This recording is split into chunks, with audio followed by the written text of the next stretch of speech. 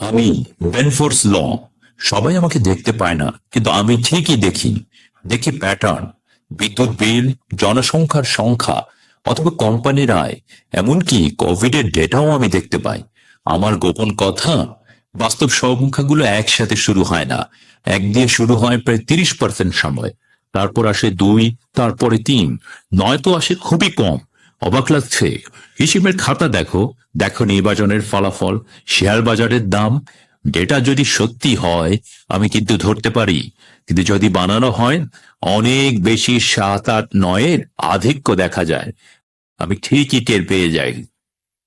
1998 সালে একদিন ভুয়া হিসেব করেছিল। আইআরএস আমাকে ডাকলো, আমি মিথ্যা ধরে ফেললাম। অডিটররা আমাকে ব্যবহার করে, ফরেন্সিক অ্যাকাউন্টেন্টরাও আমাকে ব্যবহার করে, কারণ প্রতারণারও একটা ফিঙ্গারপ্রিন্ট আছে। আর আমি সেটা দেখি সংখ্যার মধ্যে, প্যাটার্নের মধ্যে। আমি চিৎকার করি না, অনুমান তো একেবারেই করি না। আমি শুধু গুনে যাই এবং সেভাবেই আসল নকলের ফারাক বের করে ফেলি।